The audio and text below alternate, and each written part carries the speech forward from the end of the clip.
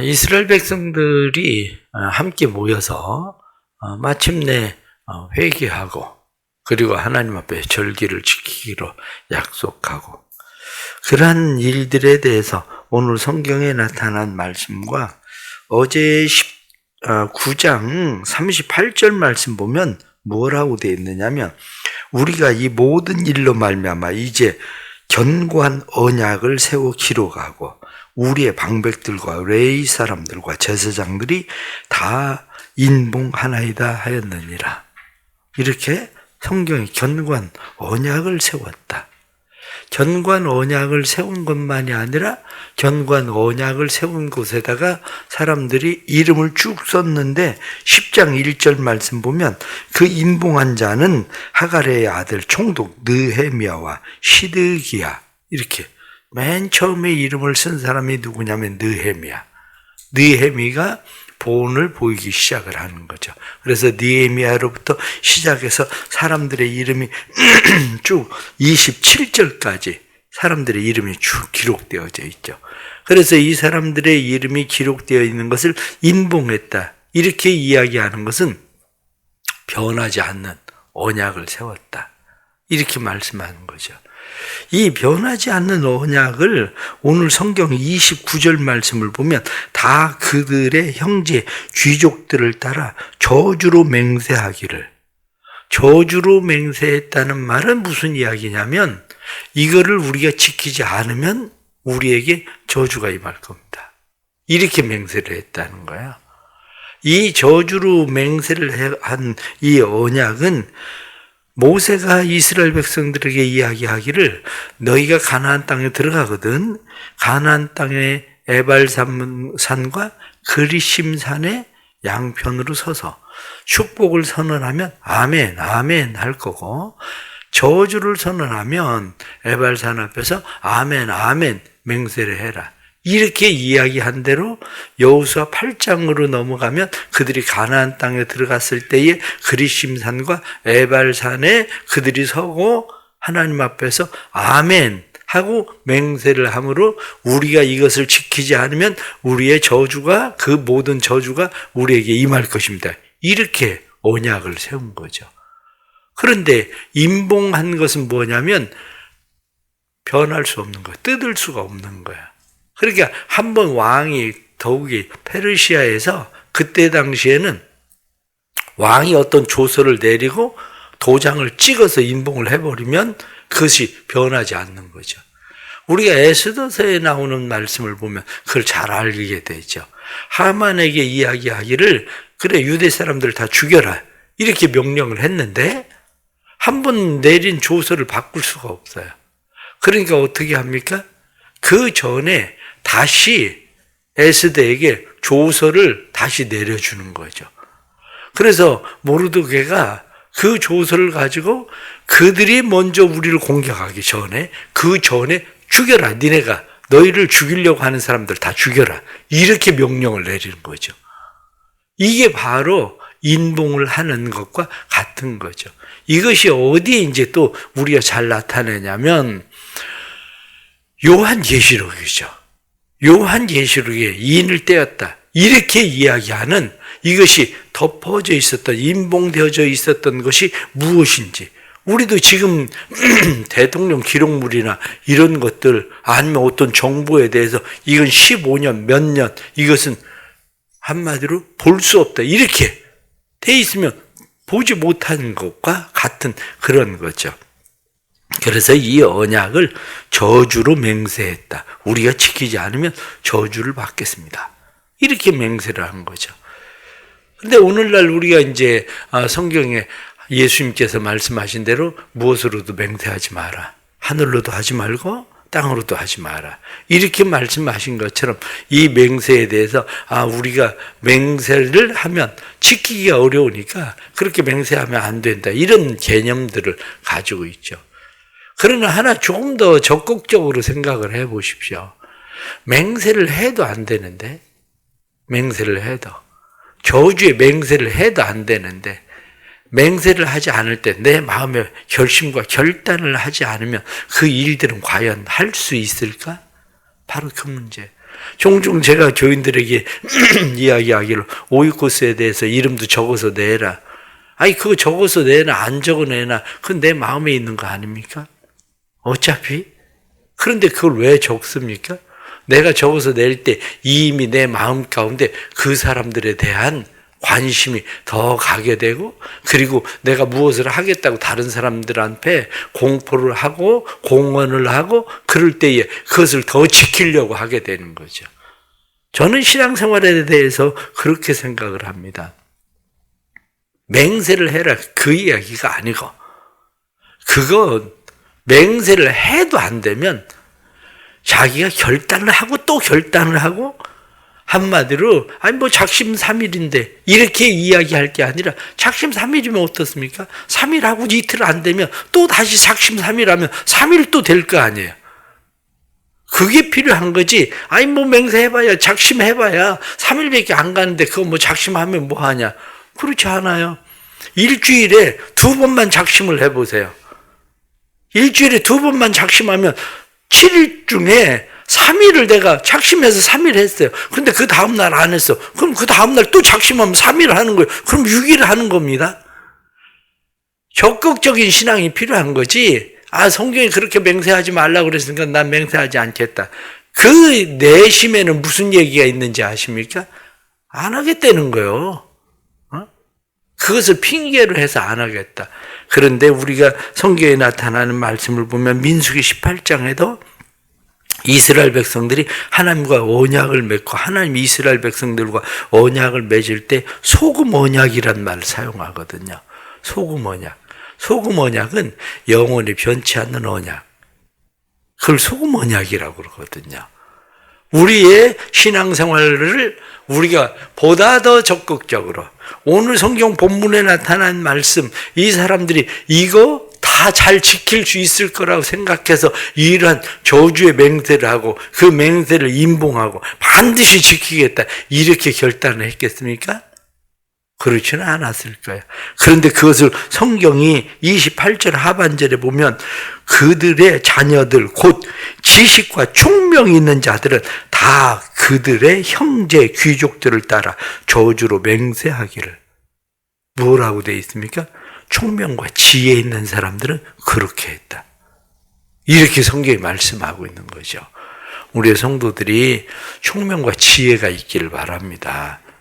하지 말라고 그랬으니까 난 안 하겠다. 그게 아니라 해도 안 되는데 보다 더 적극적으로 하나님 앞에 내가 결단하고 살아야 되겠다. 이런 믿음을 가지고 하는 일들이 우리에겐 필요한 거죠. 이들이 무슨 언약을 했느냐? 오늘 성경의 말씀을 쭉 보면 몇 가지의 언약들을 쭉 하게 되는데 가장 첫 번째가 뭐냐면 통혼하지 않겠다. 그거예요. 이방 사람들과 통혼하지 않겠다. 그들에서 그들의 아들이나 딸들을 서로 결혼하는 일에 30절 말씀이 바로 통혼하지 않겠다. 이런 이야기거든요.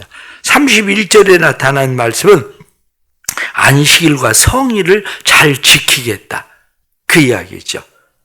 그리고 32절에 나타난 말씀은 성전세를 잘 내겠다. 원래 지금 여기 각기 세겔의 3분의 2를 수납하여 하나님의 전을 위하여 쓰게 하되, 이 성전세거든요. 그런데 원래는 세겔의 2분의 1이거든요. 그런데 왜 3분의 2를 내겠다고 이야기하느냐? 그건 가난한 사람들을 위해서예요. 경제적인 삶이 힘들고 어려운, 과거가 아니라 바벨론 포로 생활, 그래서 나라가 황폐하게 되어진, 다시 말하면 경제가 지금 확 떨어지고 힘들고 어려운 상황에 빠지니까 2분의 1이 아니라 3분의 1씩 내겠다. 이렇게 지금 이야기를 하는 거죠. 33절에 나타난 말씀은 그들이 절기를 지켜서 하나님 앞에 그 절기에 쓸 모든 것들, 하나님 앞에 소제, 번제, 그리고 초하루에 드리는 월삭, 속죄제, 이러한 절기들 지키면서 하나님 앞에 살겠다. 그 제물들 드리겠다. 그리고 34절 말씀을 보면 해마다 정한 시기에 나무를 하나님 앞에 바치겠다. 이 나무는 제단에 불이 꺼지지 않도록 하기 위해서 늘 나무를 공급해야 되거든요.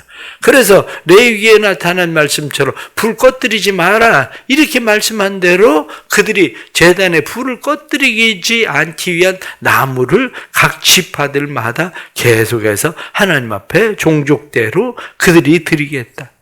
그리고 35절 말씀 보면 첫 열매를 하나님 앞에 드리겠다. 그래서 아들들, 자녀들의 첫 열매, 그것을 하나님 앞에 드리겠다. 36절에 그렇게 말하고, 그리고 37절 말씀에 척은 익은 밀의 가루와 거제와 이렇게 첫 열매 하나님 앞에 잘 바치겠다. 그리고 11조를 드리겠다. 그리고 제 레위 사람들은 11조에 11조를 드리겠다. 이러한 맹세들을 쭉 그들이 이야기를 하면서 결론적으로 말씀을 보면 39절 하반절의 말씀을 보면 우리가 우리 하나님의 전을 버려두지 아니하리라. 이렇게 이야기하는 거죠. 우리가 우리 하나님의 전을 버리지 않겠다. 그렇습니다. 이스라엘 백성들은 하나님 앞에서 그냥 마음 가운데 회개만 한 게 아니에요. 회개만 한 게 아니라 그 회개한 것을 결단하죠. 회개를 결단하고 결단한으로 끝나는 것이 아니라 그 일들을 시행하기 시작합니다. 그러나 모든 이스라엘 백성들이 우리가 생각해 보면 다 했겠습니까? 그렇지는 않아요. 그것을 얼마나 지속해서 했을까? 생각을 해보면 그들이 그것을 끝까지 지속해서 하는 일들도 쉽지는 않습니다. 그러나 우리가 이 말씀들을 보면서 우리는 다시 생각하는 게 있습니다. 가장 첫째가 뭐냐면 하나님의 말씀을 마음에 두는 일이에요. 하나님의 말씀 두고 살겠습니다. 그것은 율법의 말씀들을 우리의 마음에 두고 살겠습니다. 우리가 그동안 잘 지키지 못하고 행하지 못하고 그렇게 살았는데 그 율법의 말씀들을 마음에 두고 살겠습니다. 안식월, 안식년, 그리고 우리가 이러한 일들을 지키는 일이 얼마나 어려운지 31절 말씀을 보면 우리가 그렇게 돼 있잖아요. 31절 말씀에 혹시 이 땅 백성이 안식일에 물품이나 온갖 곡물을 가져다가 팔려고 할지라도 우리가 안식일이나 성일에는 그들에게 사지 않겠고 7째 해마다 땅을 쉬게 하고 모든 빚을 탕감하리라 하였고 말씀을 보십시오. 안식일을 지키고 뿐만 아니라 그들이 7째 해가 되면 땅을 쉬게 하고 그리고 다른 사람들이 자기에게 빚을 진 게 있으면 탕감해 주겠다. 이게 쉬운 일이냐고요. 그런데 그들은 해보겠습니다. 그리고 하나님 앞에 결단하는 거야.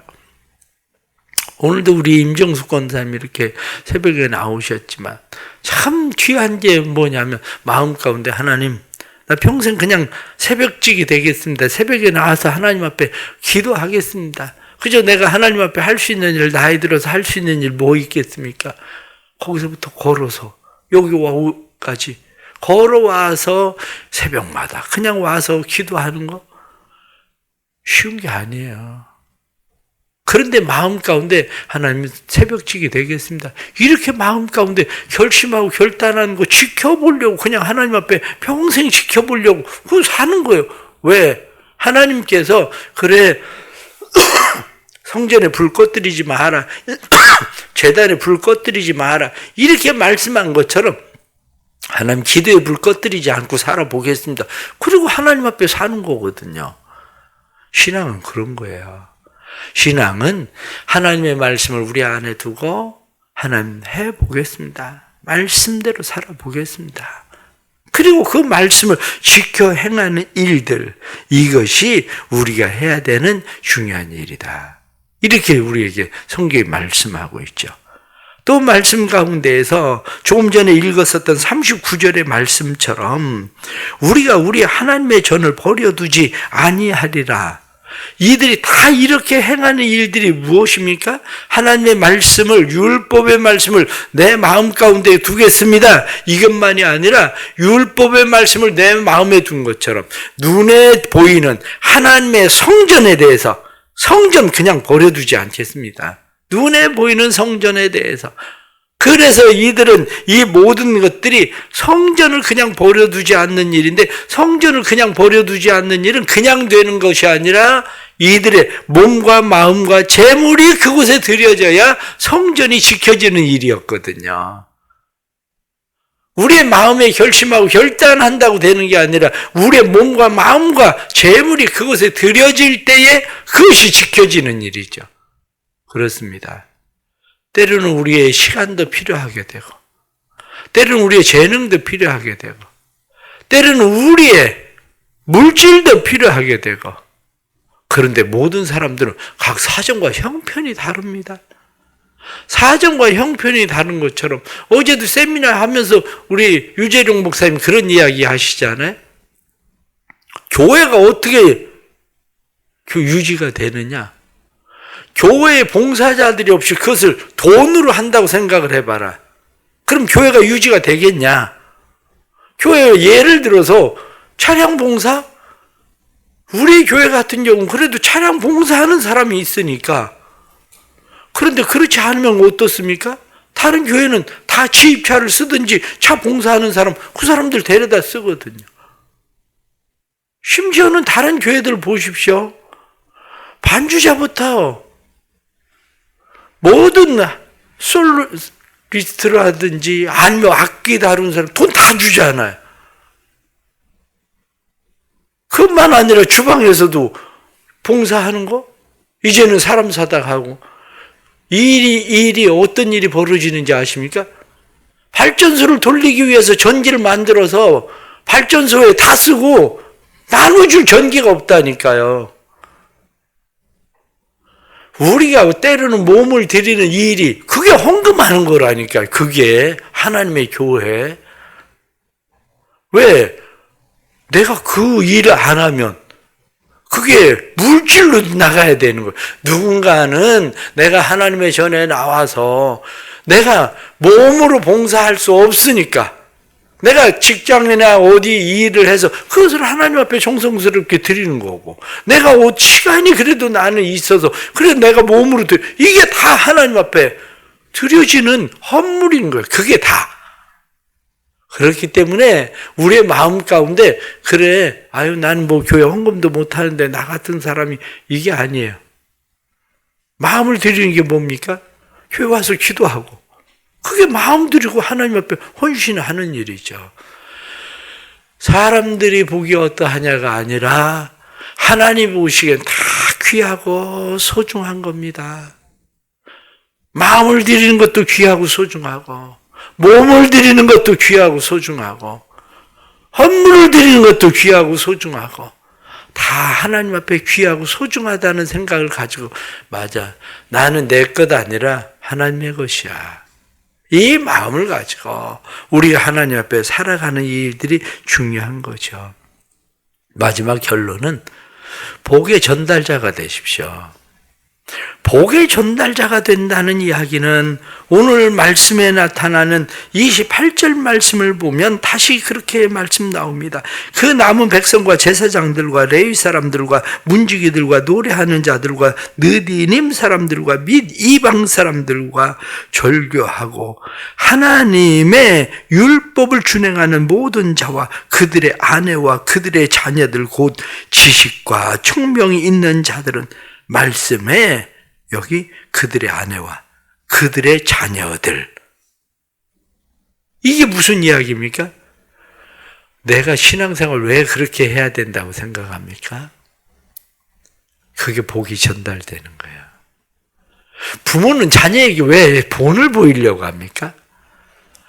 부모가 자녀에게 본을 보이려고 하는 이유는 내 자녀가 어떻게 하면 그 본을 잘 받아서 부모가 보여준 본대로 자녀가 그렇게 살 수 있으면 좋겠다.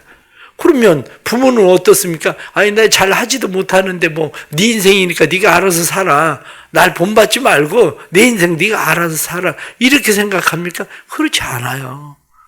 그래도 애들 볼 때는 내가 어떻게든지 아이들이 혹시 보고 배울까, 잘못된 것을 보고 배울까, 그거 신경 쓰잖아요. 마찬가지예요. 때로는 교회 가기 싫은 날도 있겠죠. 그런데 그래도 어디 놀러 가지 않고 내가 오늘은 주일이라 교회 가야 돼. 이렇게 왜 아이들에게 이야기합니까? 나중에 아이들이 그것을 보고 배우거든요. 신앙은 가정에서만 아니라 교회에서도 마찬가지예요. 교회 어른들이 그걸 보여주는 거예요. 목회자가 나는 그냥 아는 대로 난 가르치는 사람이야. 이렇게 생각을 하고 말로만 제가 설교를 한다고 생각을 해보십시오. 기도하는 걸 보여주나, 전도하는 걸 보여주나, 제 인격적인 삶을 보여주나, 그게 없이 내가 말로만 하면 여러분들은 뭘 보고 배우겠습니까? 봐도 배우지 않는 사람도 있지만 봐야 배울 사람도 있는 거예요. 봐야. 마찬가지로 교회도 교회 어른들은 복의 전달자가 돼야 되는 거예요.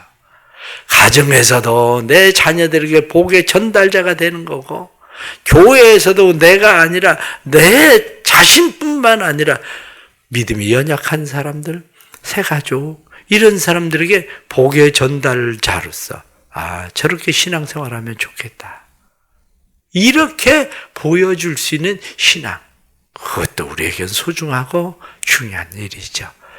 오늘 주시는 이런 말씀들을 보면서 우리의 삶 가운데 또 다시 마음에 새롭게 결단하고 하나님의 율법의 말씀을 마음에 두겠습니다. 율법의 말씀을 마음에 두는 것뿐만 아니라 하나님 눈에 보여지는 하나님의 전을 하나님 내버려 두지 않겠습니다. 하나님 복의 전달자로 살겠습니다. 내 자녀들에게나 아니면 믿지 않는 사람들에게도, 그리고 신앙이 연약한 나보다 연약한 사람들에게 복의 전달자로 살겠습니다.